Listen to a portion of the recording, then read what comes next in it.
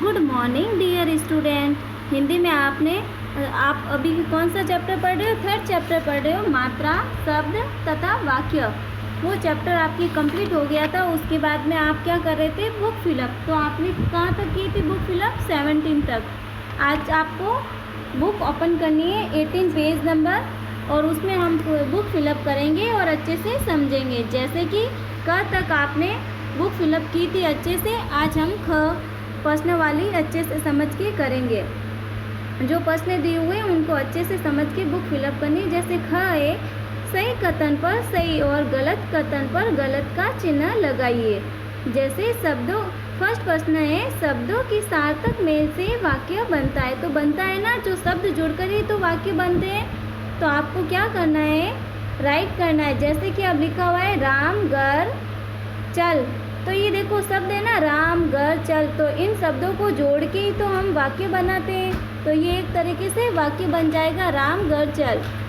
फिर सेकंड प्रश्न है, रीख, आपको क्या करना है? उसमें राइट भरना है। फिर एक सेकंड प्रश्न है, री की मात्रा व्यंजनों के ऊपर लगती है। तो आपको पता है ना, री की मात्रा व्यंजनों पर ही लगती है। तो क्या करना है? राइट करना है। फिर थर्ड प्रश्न है, अस्वर की कोई मात्रा नहीं होती है। तो आपको पता है ना, कोई मात्रा नहीं होती है। तो आप क्या करोगे? राइट। फिर इसी तरीके से फोर्थ प्रश्न है, र में ऊ तथा बड़ा ऊ की मात्रा नीचे लगाई जाती है। तो आपको पता है र के ऊपर मात्रा कहाँ लगाई होती है? ये नीचे लगाते हैं तो रॉन्ग होता है ना।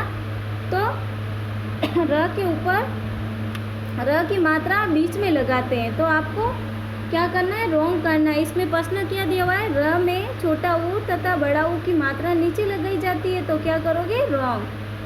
देखो, र की मात्रा छोटा ऊ की और बड़ा ऊ की मात्रा देखो बीच में लगाई होती है ना, तो वो राइट होता है। इसी तरीके से जो नीचे लगाते हैं मात्रा, वो रॉन्ग होगी। तो आपको यहाँ रॉन्ग भरना है। फिर नेक्स्ट ग प्रश्न है, व्यंजनों के साथ स्वर की मात्रा मिलाकर दो दो शब्द बनाइए। जैसे कि व्यंजन के साथ आपको स्वर की मात्रा मिलाकर दो दो आपको क्या बनाना है? शब्द बनाना है। जैसे कि वन दिए हुए र के ऊपर जब छोटा ऊ की मात्रा लगाएंगे तो क्या बनेगा? नया शब्द रुई। तो व्यंजनों के ऊपर हम स्वर की मात्रा लगाएंगे तो नया शब्द क्या बनेगा? रुई।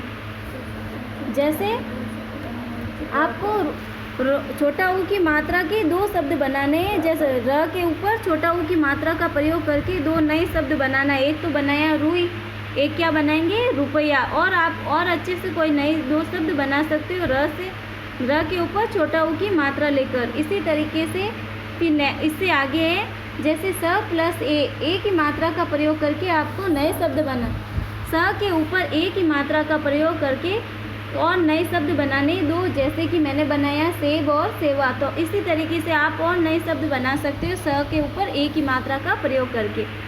जैसे कि अब क प्लस आ, क। अब आपको क्या करना? क के ऊपर आ की मात्रा का प्रयोग करके नया शब्द बनाना है, जो दो शब्द बनाने। जैसे कि मैंने बनाया काला और कागज। तो इसी तरीके से आप और आ की मात्रा का, जैसे क के ऊपर आपको सार्थक शब्द बनाना है जिसका कोई अर्थ निकलता है वो। जैसे कि क के ऊपर आ की मात्रा का प्रयोग करके शब्द बनाना है कोई भी। जैसे मैंने दो बनाए शब्द, तो आपको भी क के ऊपर आ की मात्रा का प्रयोग करके और दो शब्द और बना सकते हो।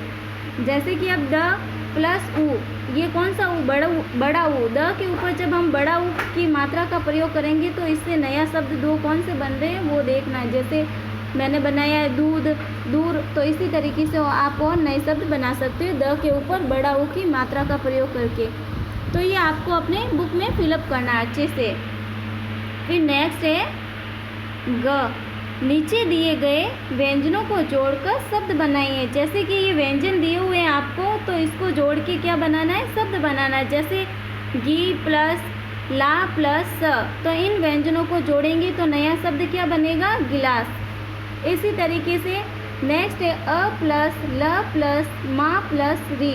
तो इन व्यंजनों को जोड़ेंगे तो नया शब्द क्या बनेगा? अलमारी। जब इन व्यंजनों को जोड़ेंगे तो प्लस हट जाएगा और नया शब्द बनेगा अलमारी। और इसी तरीके से ये लिखा हुआ है ख प्लस र प्लस गो प्लस स। तो इनको भी हम जोड़ेंगे तो नया शब्द क्या बनेगा, खरगोश। इसी तरीके से म प्लस छू प्लस आ प्लस रा, तो इनको भी हम जोड़ेंगे तो क्या बनेगा, मछुआरा। फिर नेक्स्ट है च। वाक्यों को सही करके लिखिए। आपको वाक्यों ये जो उल्टे सीधे दिए हुए हैं उनको सही करके लिखना है, जिसका कोई अर्थ निकले वो वाक्य आपको सही से बनाना है। जैसे कि यहाँ लिखा हुआ है, फर्स्ट है छुट्टी है दिन के रविवार होती, तो अब इसका कोई अर्थ नहीं निकल रहा है, तो इन वाक्यों को हम सही करके अच्छे से लिखेंगे जिसका कोई अर्थ निकल रहा है। जैसे कि रविवार के दिन छुट्टी होती है, तो आपको वाक्य सही करके लिखना है। तो ये वाक्य क्या, इसको हम वाक्य कह सकते हैं। जैसे कि ये उल्टे सीधे दिए हुए हैं, इनको सही क्रम में लिखेंगे तो वो वाक्य कहलाएगा। जैसे कि सेकंड है सच चाहिए सदा बोलना हमें, तो अब इसका कोई अर्थ नहीं निकल रहा है। जब हम इसे सही से बना के लिखेंगे इन उल्टे सीधे शब्दों को, वाक्य को, तो ये नया सा वाक्य बनेगा। जैसे हमें सदा सच बोलना चाहिए, तो अब इसका अर्थ निकल रहा है कि हमें सदा सच बोलना चाहिए। इसी तरीके से थर्ड है रोज़ जाता मैं हूँ विद्यालय, तो अब इसका भी कोई अर्थ नहीं निकल रहा, उल्टे सीधे वाक्य दिए हुए हैं, तो आपको सही करके इन वाक्यों को लिखना है। जैसे मैं रोज़ विद्यालय जाता हूँ, तो ये सही वाक्य हो जाएगा। फिर नेक्स्ट है 6 निम्नलिखित प्रश्नों के सही विकल्प पर सही का चिन्ह लगाइए। जैसे फर्स्ट प्रश्न है कीमत शब्द में कौन सी मात्रा है, तो आपको मात्राओं की तो पहचान मैंने करवाई थी, तो अब कीमत में कौन सी मात्रा है बताओ, बड़ी ई की मात्रा है। तो ये आपको पता होना चाहिए कि बड़ी ई की पहचान ये होती है, और इसमें की में बड़ी ई की मात्रा लगी हुई है, तो आपको क्या राइट लगाना है, बड़ी ई पे राइट लगाना है।